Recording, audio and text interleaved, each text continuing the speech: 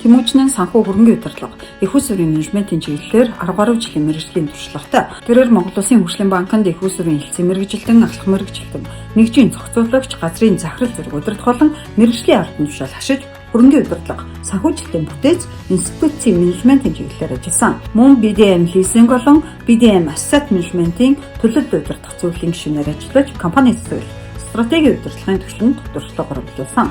Одоогоор BDM asset management-ийн гүйцэтгэх цагаарлаар ажиллаж байна.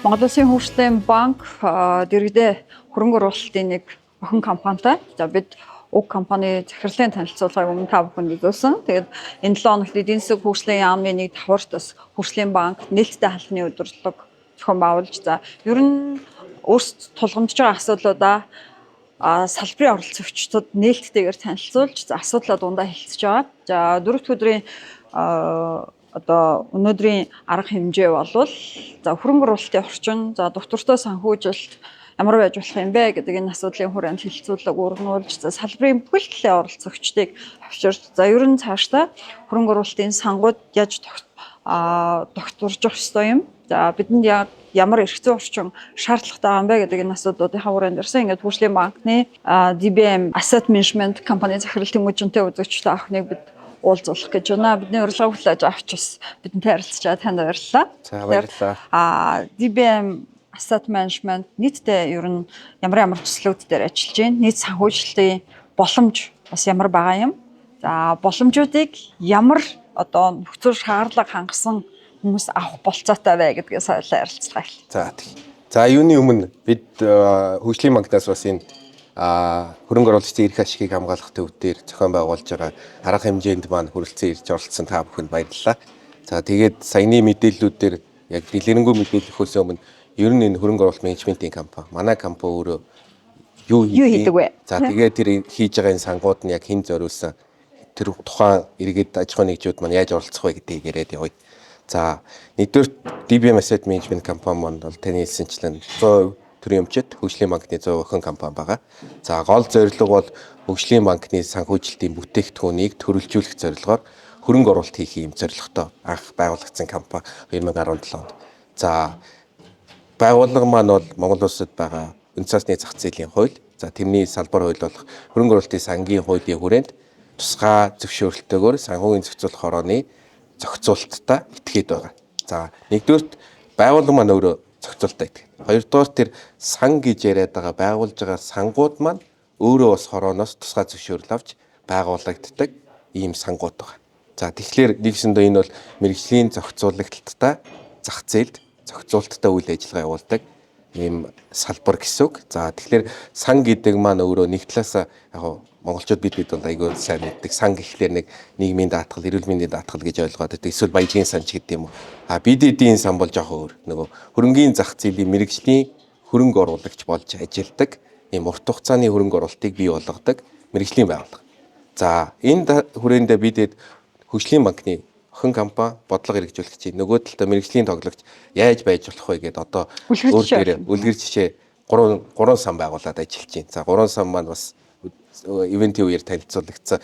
Нэг сан маань бол энэ гэр ороолыг дахин төлөвлөх, иргэдэд орлогот нь нийцсэн ногоон орон сууцыг хэрхэн хүртээмжтэй хэлбэрээр барих уу гэдэг.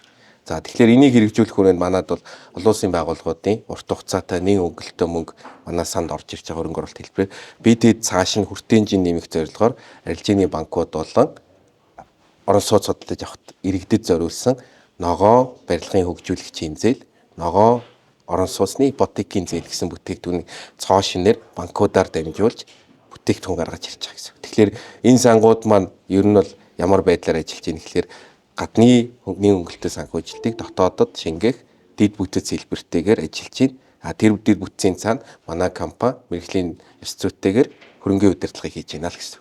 За тэгэхээр хэн амрагдаж болох юм бэ гэж. За сан дээрээ явж саяны орон сууцны сан дээр бол ямар иргэд амрагдах вэ гэхээр бид нийслэлтэй хамтарч хэрэгжүүлж байгаа учраас шараад болон баян шөнийн дэд төвийг түшиглээд энэ хоёр байршил дээр нийтдээ 5,000 айлын орон сууц барьж байгаа. Тэгэхээр зорилттой бүлэг маань хаана вэ гэхээр энэ бүс нутагт. Магадгүй тэр бүс нутагтаа амьдраад сурцсан иргэд тэндээ байр орон сууц илүү сонирхох байх гэж харж байна. Барилгын хөгжүүлэгчийн хувьд бол бидэд хязгаарлаж байгаа зүйл байхгүй. Ганцхан хязгаарлалт байгаа нь ногоон барилга барих чадамжтай байх. Хоёрдугаарт энэ барилгынхаа тодорхой хэсгийг өөрөө гаргах чадамжтай байх гэдэг. Ийм л хоёр шаардлагаар болон явж байгаа. Иргэдийн хувьд бол ямар нэгэн шаардлага байх гэхээс илүүтэй бид эдийн гаргаж ирсэн ипотекийн зээлийн шалгуурыг хангах. За тэр шалгуур нь бол санхүүжлийн нөхцөл талаас нь одоо явж байгаа хөнгөлөлтөө ипотекийн хөтөлбөртэй төстэй. Гэхдээ тавигдах шаардлага нь харьцангуй бага байна л гэсэн. За хоёр дахь төсөл. За хоёр дахь төслөө ярихад бол бид бас яг энэтэйг ижилхэн олон улсын байгууллагын санхүүжилтээр тогтвортой, хүртээмжтэй бэлчээрийн менежмент цаашлаад хөдөө аж ахуйн бизнесийн өртгийн сүлжээг бий болгох зорилготой хөдөө аж ахуйн бизнесийн сан байгуулж байгаа. За энэ сан маань яг бит хоёрын ярилцж байгаа энэ өнөөдөр 5 сарын 7-ны өдөр санхүүгийн зохицуулах орноос сая зөвшөөрлөө авлаа. Тэгэхээр өнөөдрөөс ингээд цаашаа ажиллаад явах боломж нь бол бүрдэж байна. За гол зорилго бол юу вэ гэхээр Монгол улсад байгаа нийт 21 аймагаас бэлчээрийн дац хамгийн их доройтсон байгаа 17 аймагт хэрэгжих нийтдээ 76 сум дундын энэ хөдөө аж ахуйн бизнесийн дэд төвүүдийг бий болгох, тэрийг дагсан малчид аж ахуйн нэгжүүд дээр, газар тайланчдад дээр шаардлагатай санхүүжилтийг бичил зээлээс эхлээд жижиг дунд том зээлийн хэмжээнд эргэлтийн хөрөнгө оруулалтын гээд хэлбэрүүдтэйгээр гаргаад явах. За тэгээд мэдээ сан маань дөнгөж үүсэж байгаа учраас одоохондоо эхлэх шатндаа байна. Цаашдаа яг энэ бүтээгдэхүүнүүдийг цаашаа гаргаад явхлаар илүү нарийн мэдээллүүдийн тодорхой өгөөд явахаар байгаа. Гурав дахь сан маань. За гурав дахь сан маань бид эдийн зүгээс олон улсын байгууллага гэхээсээ тэг хөгжлийн банктай хамтарч хийж байгаа сан байгаа. За нийтдээ 50 сая долларын хөрөнгө оруулалтын сан. За эхний 5 сая долларыг хөгжлийн банкнаас хөрөнгө оруулалт хийж байгаа. За энүүгээрээ бид цааш нь Монголын ногоон санхүүгийн корпорац гэдэг одоо ирээдүйд Монголд ногоон банк болох зорилготой ийм санхүүжилтийн корпорацийг бий болгож байгаа. За энэ корпорац маань корпорацаа дамжуул бидэд юу их гэж юм гэхээр корпорац маань өөрөө нэг талаасаа бидэд төрийг төлөөлөд хөрөнгө оруулалт хийж байгаа. Нэмээд олон улсын байгууллага хувийн хвшлээс яг ижилхэн дүнтэй хөрөнгө оруулалтууд болж байгаа. Тэгэхээр нөгөө бидэд өмнө нь бол төр хувийн хвшлийн түншлэл гэдэг бол энэ тохиолдолд төр хувь олон улсын байгууллагын түншлэл хэлбэрээр ийм зөв засаглалтаа урт хугацааны тогтвортой ногоон институцийг бий болгож байна гэсэн. За энэ институц маань одоо бид эдийн гаргасан бодлого концептийн хүрээнд одоо загварчдын хүрээнд зөв явах юм бол Монголд байгаа бүхий л салбарын ногоон төслүүдийг хэрэгжүүлээд явна гэж харж байгаа. Эхний үе шат болгоод бидэд бол илүүтэй эрчим хүчний хэмнэлттэй одоо байгаа орон сууцууд аж ахуйн нэгжүүдийг дулаалж эрчим хүч хэмнэх эсвэл эрчим хүчний хэмнэлтэд орон сууц барихад нь нийт хөнгөлөлтөө арилжааны нөхцөөс доор хүүтэй санхүүжилтийг олгох замаар бичээд явна гэж харж байна. За та бүхэн ярилцлагыг үзэхлээр нэгдүгээрт орон сууцнд ипотекийн зээлээр орох иргэд за баян хөшөө шар хаднад яг энэ төсөлд хамрагдаад бас бэлчээрийн талхталтаа сэргийлээ. За малынхаа ашиг шимийг илүү одоо болгоё. Гэхдээ малынхаа тоотлогыг багасгаад одоо ашиг төсийг нэмэгдүүлье гэдэг ийм бодолтой байгаа малчид маань яг яаж хандах вэ? Хаана хандах вэ гэдэг нэг ийм асуулттай тулгарч байгаа. Та энэ тайлбар. За энэ айгүй яг зөв төсөл зөв асуулт байна. За манай энэ хэрэгжүүлж байгаа өдөө аж ахуйн төсөл өөрөө 735 сая долларын аймаг сумын бүсчилсэн хөрөнгө оруулалтын хөтөлбөр гэдэг том төсөл байна. За төслийн маань яг өнөөдөр хэрэгжих эхний үе шат бол хамгийн их бэлчээрийн доройтолтой байгаа 17 аймаг. Баруун 3 аймаг буюу Ховд, Баян-Улгийн, Увс гэсэн 3 аймагаас эхэлж байгаа. За нийтдээ энэ 3 аймаг дээр бидэд 5 ширхэг сум дундын төв гэж байгаа. Нэгсэндээ 5 сум дундын төв маань 3 аймгийн төв нэмээд 2 суман дээр ингээд хатуу дэд бүтэц, за услахааны систем, нөгөө хөдөө аж ахуйн төвхөйдийг агуулгын байгууламж, за нэмээд тээвэр логистикийн төвийг бий болгож байгаа юм. Нэгсэндээ бидэд одоо сая өнөөдрийн хэлцүүлгээр чи ярьлаа. Бэлчээр дороож байгаа шалтгаан малын толгой ихсэж байгаа. Ингээ нэг сөрөг цикл яваад байна гэдэг. Гэтэл бидэд одоо нэг талдаа малчтыг илүү бага малтаагаар бэлчээрийн даацыг нэмэгдүүлэх өндөр үр ашигтайгаар явъя гэж байгаа. Энэ яг юу гэсэн үг юм бэ гэдэг. За өнөөдөр бас айгүй олон панелистууд тэр талаар өөрсдийн туршлага өмнө нь хэрэгцсэн төслүүдээ ярьж байна. За жишээ нь тэр одоо нөөбийн хөгжлийн хөтөлбөр дээр гарсан яг бодит баримттай судалгаа гэхэд 100 хоног 57 гардаг бүтээмжийг 57 хоногоос авч болж байна. Гэхдээ яаж гэдгийг гол нь малчтай зааж өгөхөр байна гэдэг. Тэгэхээр эхлээд бидэд нөгөө цуглуулдаг одоо яг 57 хоногоос гарах түүхий хідэд цуглуулах дэд бүтцээ игээд энэ дээрээ түшиглээд яг малчтад зориулсан одоо түр ярьсан бичлээс эхлээд жижиг дунд аж ахуйн нэгжүүдийн төвшөнд эргэлтийн хөрөнгө оруулалтын зээлүүдээ яг ингээд одоо нөгөө тейлерд гэж яриад байдаг. Яг тухайн бизнест нь буюу үйл ажиллагаанд нь тохирсон байдлаар бүтээгдэхүүнээр санал болгоно л гэсэн. Тэгээд тэрийг хийх өмнө мэдээж олон түвшний сургалтууд, танин мэдүүлэх эгөө олон ажлууд бас хийгдэх шаардлагатай гэсэн. Орон сууц авъя гэж бодож байгаа иргэдэд тэ баян хошуу шар хаданд амьдарч байгаа иргэд амьдрах орчноо сайжруулъя гэвэл за тэр нь бас байгальд ээлтэй ногоон технологийн байвал ер нь ямар шаардлага хангахын хаана хангах юм бэ? За энэ дээр харин бид бас өнөөдөр ярьсан. Зол болоход өмнө нь бол бид төсөл ярихлаар ингээд хүнд нүдэнд нь харагдахгүй, гарт нь баригдахгүй учраас буудаггүй. Тэгэхээр бид нэгдүгээр иргэдэд хандаж хэлэхэд тэр баян шунд шар хаданд барьсан байгаа байшинг маань нээлттэй очиж үзээрэй. За бидэд бол хангалттай нөгөө хамтран санхүүжүүлэх банкудтай, бодлого тодорхойлогч нартай бол үзүүлсэн. За юу нь энэ байшинг ногоо ялгуулж байгаа юм бэ? Тийм, тэр асуулт байгаа. За ер нь бол энгийнээр ингээд олон улсын жишгийг харахаар ногоон байшин байна, энгийн байшингууд бол үнэтэй бусдаг. Түүхийд нөрөө илүү өртөгтэй байдаг. Магадгүй ингээд дулаалга нь өндөр хийгддэг учраас тэрнээс хамаар өртөг нь илүү байдаг.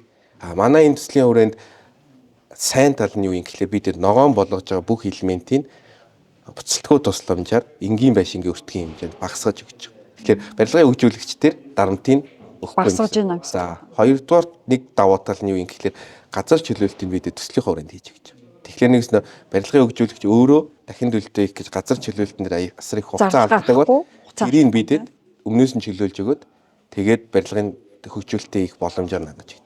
За гуравдугаарт бидэд нөгөө борлуулалтын дэмжлэг буюу ипотек гаргаж өгч. Нэмээд барилгын хөгжүүлэгчид нийлүүлэлтийн дэмжлэг буюу хөгжүүлэгчийн зээлийг гаргаж өгч. Тэгэхээр яг хуу иргэд маань нөгөө ногоон байшин гэдэгтээ төдийлөн яг танилцаагүй байдаг. Эрчим хүчний эмнэлттэй гэдэг.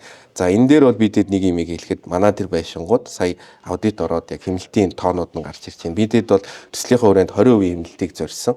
Дулааны, эрчим цахилгааны тэгээд усны хэмнэлтийг 20% гэж зорьсон. За сая аудитлэгдсэн тоонуудаар энэ маань дунджаар 30% гарсан. Тэгэхээр бидэд бол нөгөө тавигдах шаардлагаасаа давуулсан байна. За тэгээд тэрийг яаж хийж ийн гэхлээр нэгдүгээрт хануудыг зузааж ийн, цонхыг дулаалж ийн. За тэгээд мэдээж доороо нөгөө саарл усны менежментийн систем хийж ийн. Нэмээд энэ барилгууд маань нөгөө нарны панелуудтай байгаа. Нөгөө дулааныг доош төгшөөгөө шилжүүлдэг юм агаржуулалтын системүүдтэй. Энэ болгоно нь өөрөө тэр хэмнэлтийг гаргадаг. За хэмнэлт иргэдэд яаж нөлөөлөх? За одоо тийм байна.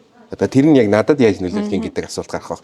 Тэгэхээр иргэдээр ямар байдлаар гарах вэ гэхээр хэмнэлт гэдэг маань нөгөө талдаа ашиглалтын зардал багтаа.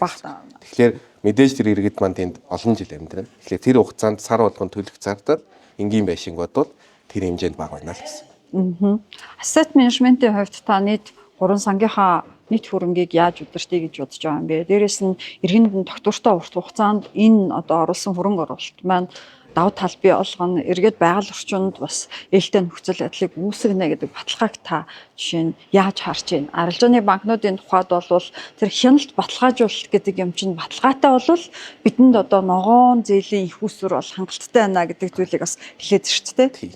За энэ дээр хэлэхэд нөгөө бидэд бол хөрөнгийг багцын удирдлага хийж байгаа. Цаана төсөл дээр бол санхүүжуулагч нар маань бол нөгөө эцсийн хүрэх үр дүн буюу эрчим хүчний хэмнэлт, магадгүй бэлчээрийн даацын сэргэлт тэр үр дүнгуудыг хүсээд идэг. Тэгэхээр тайлагналын асуудал гарч ирнэ. За манай төсөл дээр нэг онцлог нь юу гэхлээр нэг олон улсын байгууллагууд санхүүжүүлж байгаас хамаарат бидэдлийн тайлагнал бол тухай бүр олон улсын стандартын дагуу тухайн санхүүжүүлэгч байгууллагууд буюу Азийн хөгжлийн банк, Буур амьсгалын ногоон сангийн загвараар тайлагна явдаг.